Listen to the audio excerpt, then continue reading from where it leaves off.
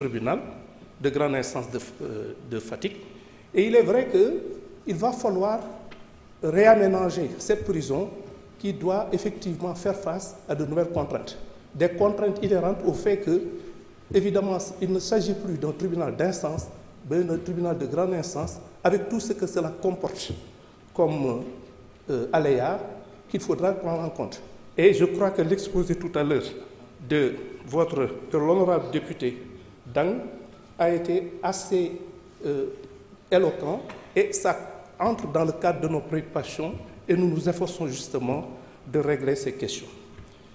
Cela dit, dans le cadre de l'amélioration des conditions de vie des détenus, il faut dire que jusqu'à présent, l'indemnité journalière est de 1152 francs par jour. Dans le cadre du projet de loi de 2025, cette somme de 1152 francs par jour et par détenu a été portée à 1300 francs. C'est vous dire donc que, qu'on le veuille ou pas, nous sommes dans cette dynamique avec les ressources que nous avons, avec aussi cette observation fondamentale que nous n'en sommes qu'au début. Pour les autres questions qui ont été posées, dans le cadre de... On nous a parlé de la lumière sur les morts que nous avons enregistrés depuis 2021. Une enquête est en cours et je crois d'ailleurs que c'est une question de principe et tout simplement de crédibilité. Je pense que si, pour des faits aussi graves qui ont ému tout le monde et dont certains, autant pour moi, se sont passés en direct, c'est-à-dire sous l'œil des caméras, que ces gens, que ces morts concernant nos compatriotes puissent rester impunis, ce serait un mauvais signal. Parce que ce serait tout simplement asseoir, qu'on le veuille ou pas, un climat d'insécurité que rien ne saurait justifier. C'est vous dire donc que c'est une question de principe, nous allons nous y atteler, nous allons nous efforcer de faire en sorte que toute la lumière soit faite. Et je vous assure que le travail est déjà entamé. Toute la lumière sera faite et toutes les responsabilités seront établies et les personnes mises en cause, surtout les commanditaires, répondront leurs actes.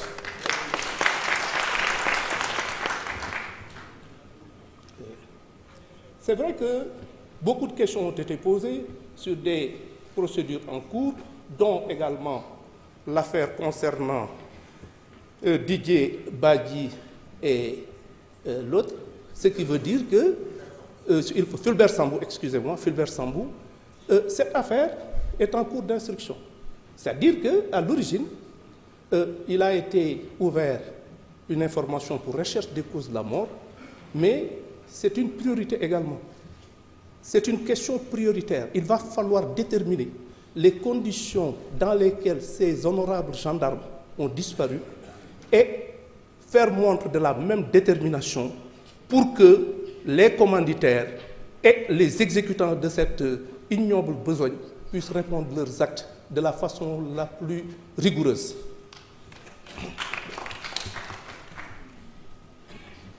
On nous a parlé de la création de nouvelles institutions.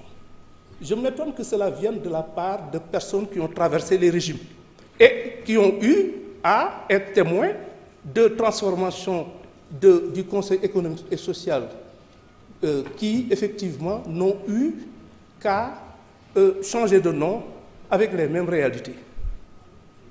Ce que je peux dire, c'est qu'en tout état de cause, la création de nouvelles institutions n'est pas à l'ordre du jour. Parce qu'on a d'autres priorités, on a d'autres impératifs que nous nous efforcerons de respecter au mieux des intérêts des Sénégalais. Pour les autres affaires qui ont été évoquées, je rappellerai toujours que le temps de la justice n'est pas celui du politique. Mais encore une fois, toutes les affaires qui méritent de trouver une solution au mieux des intérêts de la République, toutes ces affaires feront l'objet d'un traitement particulier. J'ai été interpellé sur, en particulier, un certain nombre de questions, notamment le cas de la dame Mariama Sagna, un honorable député a eu à poser son cas. Dans cette affaire, il y a eu 2 personnes qui ont été jugées. Il s'agit de Saliou Boy et Ousseynou Diop. Ils ont été poursuivis pour association de malfaiteurs, viol collectif, meurtre, avec usage d'un moyen de vol en réunion commis la nuit avec usage d'un moyen de locomotion. Cette affaire a été jugée par la chambre criminelle du tribunal de grande instance de Pikine-Guédiawaye le 2 janvier 2024. Et les accusés ont été condamnés à la réclusion criminelle à perpétuité. Les intérêts de la partie civile ont été réservés. Bon, pour les autres affaires qui ont été évoquées, on nous a parlé des fonds Covid. Ces fonds Covid font l'objet d'une information. Et toute la lumière sera encore une fois apportée à l'ensemble de ces affaires qui feront l'objet effectivement, si c'est d'un suivi rigoureux de la part effectivement de mes services. Bien. On a parlé de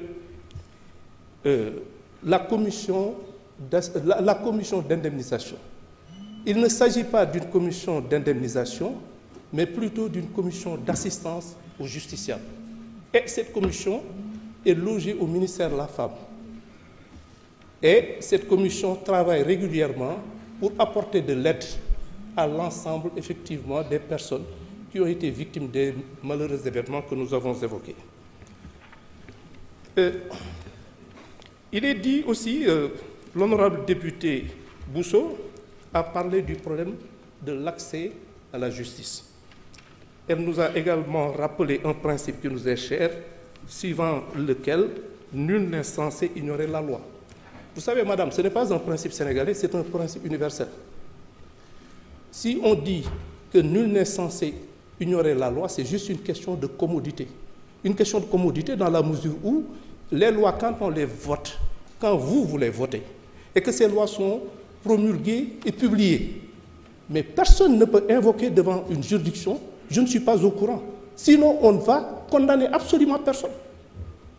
Si effectivement on pouvait dire que mais attendez, en ce moment-là, les palais de justice, les tribunaux seraient tout simplement impuissants à régler ce genre de choses. C'est dire donc que, comme j'ai l'habitude de le dire, c'est une question de commodité parce qu'on ne peut pas faire autrement. Évidemment, comme vous le suggérez, il y a possibilité de faire en sorte qu'il y ait une meilleure vulgarisation de ces infractions. Dans le cadre de l'école, dans le cadre de certaines associations sportives, par tous les moyens susceptibles justement de faire en sorte que l'écrasante majorité, sinon la totalité de nos populations, puissent être au courant de certaines infractions. Mais en tout état de cause, on est dans cette dynamique. Et puis, l'érection de plusieurs maisons de justice au niveau de beaucoup de nos villes, comme par exemple à Dakar et dans les régions, qu'il y a effectivement, depuis 2006, le dispositif justice de proximité composé de 31 maisons de justice, dont les 6 à Dakar et 25 autres dans différentes communes à travers le territoire national. Elles permettent de rapprocher les citoyens de la justice et dans le cadre de l'installation de nouvelles juridictions et encore une fois, dans le cadre de ces maisons de justice, absolument rien, il n'y a aucun frais à s'acquitter. On n'a absolument il n'y a aucun frais de justice à libérer. En plus, ces maisons de justice ont vocation à régler les conflits entre les populations au niveau local et de prévenir également certains conflits de voisinage. Et les mêmes maisons de justice ont vocation à aider les populations à l'obtention des documents délivrés par les juridictions, casiers judiciaires et autres. C'est vrai que la question a été posée de ces questions de casier judiciaire et de certificat de nationalité. Le problème, c'est qu'effectivement, nous sommes dans ce cadre, dans le cadre de l'automatisation et de la digitalisation. Et si véritablement ces projets que nous avons initiés arrivent à terme, il va de soi que les difficultés rencontrées par nos compatriotes pour acquérir ces documents essentiels à leur vie administrative et à leur vie de tous les jours, ces problèmes vont disparaître. En dehors de ça,